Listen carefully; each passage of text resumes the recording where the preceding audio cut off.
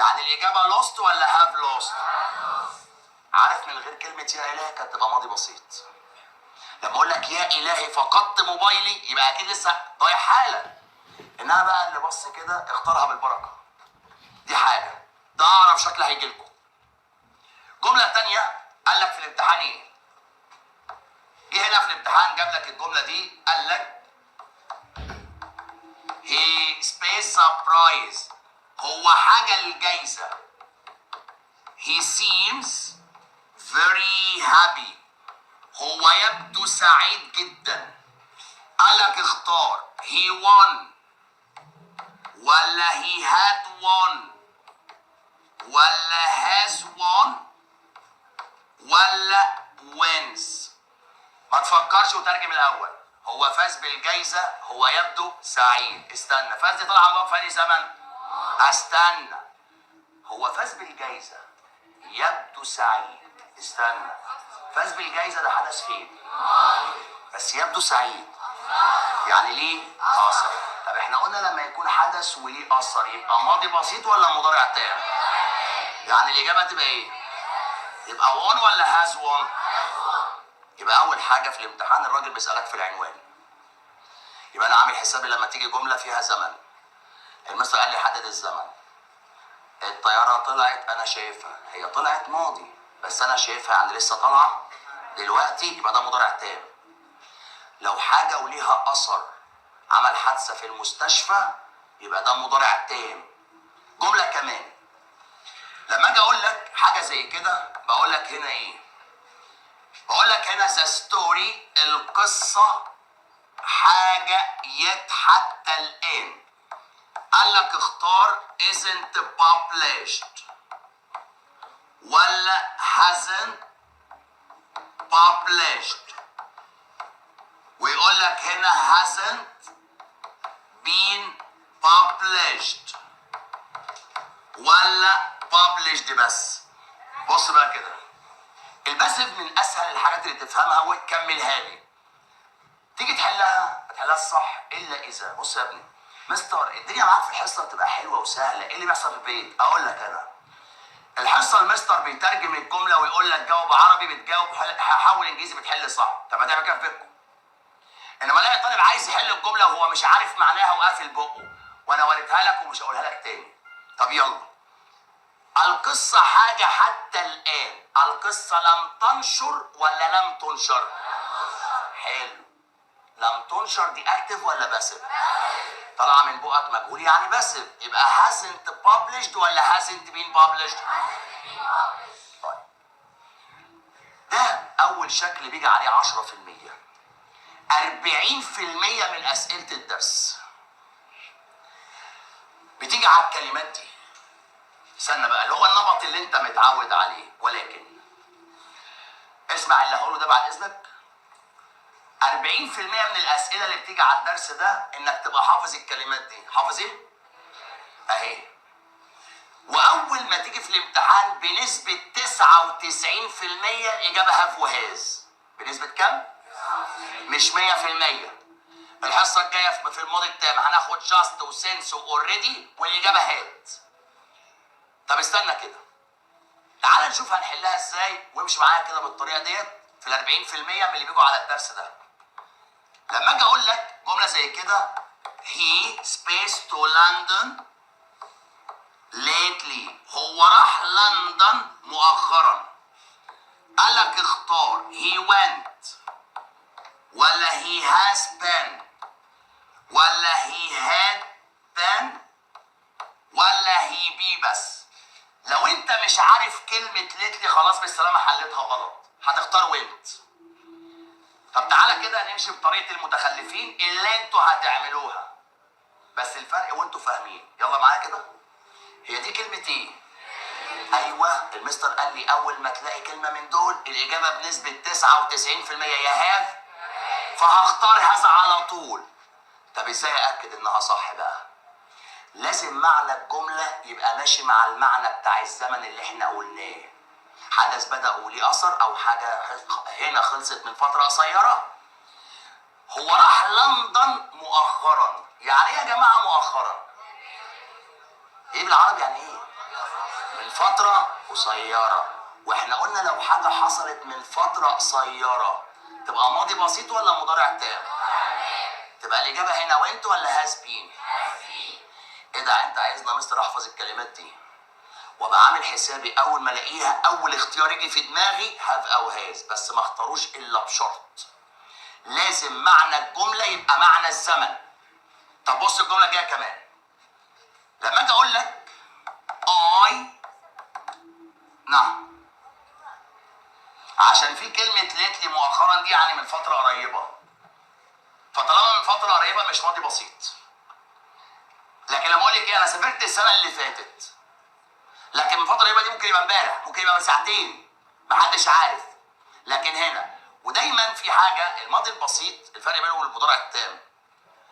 المضارع التام بيبقى ماضي بس مش متحدد امتى، مش متحدد. لكن الماضي البسيط متحدد. انا سافرت 2020 امتى؟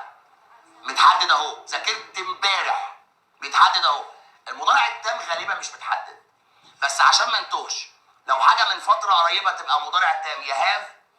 طب تاني بص الجمله ديت I not in Egypt، انا حاجه في مصر since 2010 من 2010. قال لك I live ولا I'm living ولا I have lived ولا had lived؟ استنى بعد اذنك، انا عايش في مصر من 2010 دي كلمة ايه؟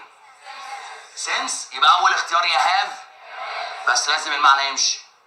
انا عايش في مصر من 2010، انا بدأت امتى؟ خلصت ولا لسه؟ يعني حدث بدأ في الماضي ولسه ليه اثر او مستمر، يبقى ده مضارع ايه؟ ماضي بسيط ولا مضارع تام؟ يبقى هقولها live ولا have lived؟ يبقى استنى بقى كده، يبقى انا كده عندي حاجتين عشان احل الدرس دوت. كده عندي جزئيتين، واحد انا عرفت على طول خلاص لو في حاجه لسه حاصله او حدث وليه اثر يبقى هختار هاف وهاز. الحاجه الثانيه اللي بتيجي ب 40% الكلمات دي، اول ما الاقي كلمه من دول في الامتحان يبقى الاحتمال الاول عندي يا هاف يا هاز، بشرط ان المعنى يبقى حسب معنى الزمن. نيجي بقى عندنا هنا في الملاحظات، بس الدرس ده بقى ملاحظاته غير اي درس، وعشان كده الكلمات دي ليها اهميه مختلفه، ما تتعبش عشان الدرس مهم جدا. نبدا باولى ملاحظات الدرس والناس بقى كلها كده معايا. الاول كده اول الاختلافات عندنا يا جماعه في كلمه اسمها، عشان كده الكلمات دي ليها اهميه تانية. في عندي كلمه اسمها already وفي عندي كلمه اسمها yet. صحيح فكرني، هو احنا لما قلنا كلمه ملاحظات يعني ايه؟ يبقى الناس اللي قاعده قدامي والناس اللي موجوده اللي فهم اللي فات مش عايز دماغك، عايز عينك معايا هتفهم. هقول لك ان كلمه يد دي معناها بالفعل. معناها ايه؟ كلمه already يعني حتى الان او بعد، بس مش بعد افطر. هل انهيت عملك؟ بعد. طب بص الفرق ايه اللي العكس؟ يد مالها؟ اوريدي بالفعل ويد حتى الان او بعد. ماشي، هستأذنك كده بص انا هكتب ايه. هقول لك ان كلمه اوريدي بتيجي في الاثبات. بتيجي فين؟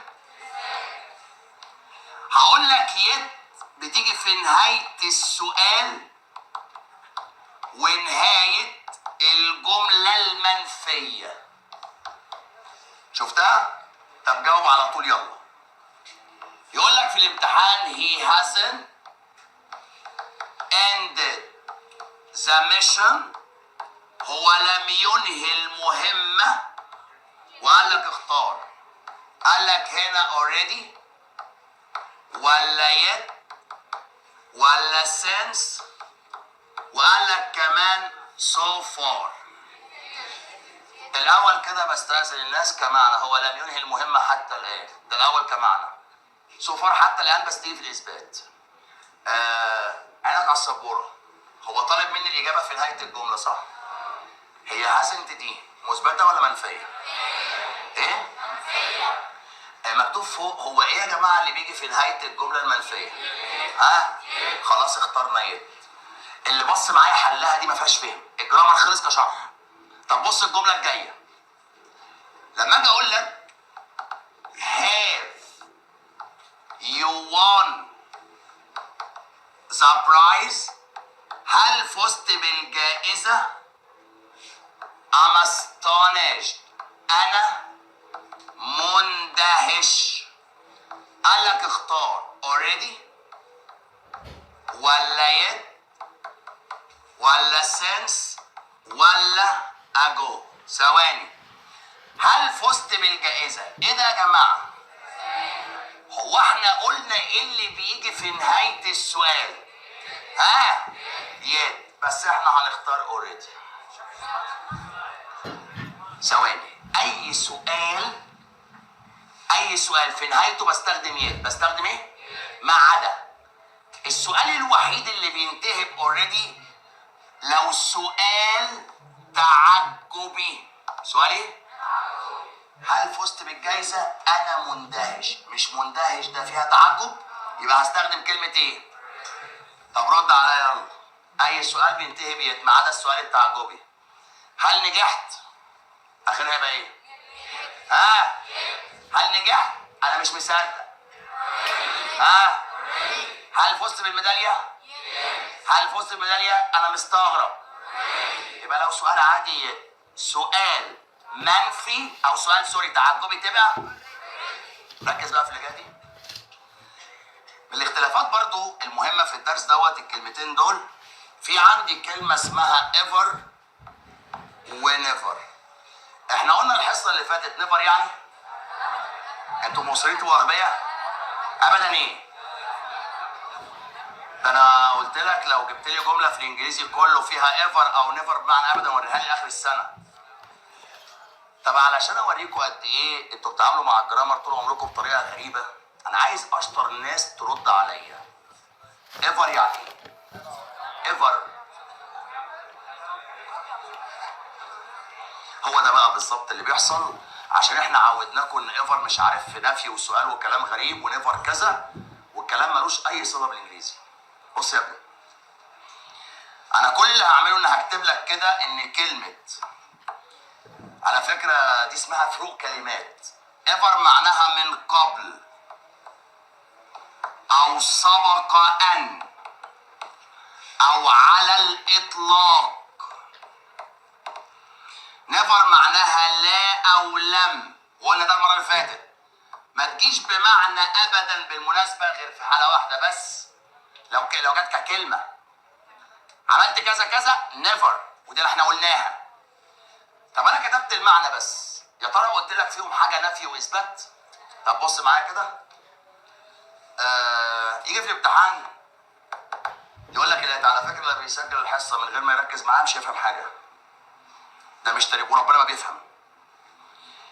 حل كده بناء على المعنى. بقول لك هنا ايه؟ have you space met the president. هل حاجه قابلت الرئيس؟ يلا رد عليا. have you ever، have you never، have you yet، have you ago. ناخد يا جماعه. ها؟ انت بصيت هنا هل سبق انك قابلت الرئيس؟ ever. خلاص يبقى ever. مثال تاني. لما اجي اقول لك I've tasted such a delicious meal. أنا حاجة وجبة شهية كهذه، أتذوق وجبة شهية كهذه. ever ولا never ولا yet ولا ago. ناخد يا جماعة. ها؟ هقول أنا لم أتذوق وجبة شهية never. صحيح. هو أنا ينفع أقولها أنا أبدا تذوقت؟ اللي بيقول لك أصل never بتيجي في جملة منفية، فين النفي؟ إذا كانت هي تنفي الجملة. طب بص المثال ده كمان. يقول لك my mom، أمي is the best كوك هي افضل طباخة. قال لك اختار ever ولا never ولا yet ولا since. ناخد يا جماعة هنا. امي هي افضل طباخة على الاطلاق، تبقى الاجابة ايه؟ تمام. من الفروق اللي بتيجي كتيرة جدا والناس بتنساها، في عندك حاجة اسمها have أو has been to، وفي عندك حاجة اسمها have أو has gone to. ولما يحب يلاعب طالب تالتة يجيب له دي have أو has been in. يعني يا جماعة have been to، هو الناس عارفة بس خايفين يقولوا إن في واحدة فيهم راح ورجع والتانية راح وما رجعش. ثواني، هي have been to الأولى ذهب وعاد. ذهب وإيه؟ have gone to ذهب ولم. أما اللي جاي دي بقى have been in، دي معناها يقيم في أو متواجد في. طب بص عشان ما تنساهاش افتكر كده وقول معايا. هنقول هنا هي تنطق بين أو بن. يلا معايا كده ورايا. بين راح وبان. قولوا بين راح وبان. راحوا ايه؟ مش بان دي يعني ظهر، وظهر دي يعني شفناه يعني رجع. يبقى بين هاف بين راح وبان. راحوا ايه؟ هاف جان، جان راح وما جانش ما جاش ما جانش. يبقى بين راح وايه؟ بين راح وبان، وجان راح ما جانش. في الامتحان ايه؟ his base to France. ثواني. now he is in Cairo.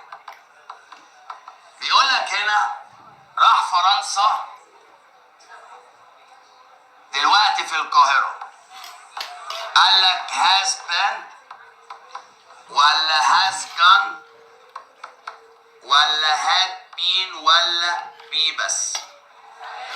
راح فرنسا دلوقتي في القاهرة، رجع ولا ما رجعش؟ يبقى الإجابة إيه؟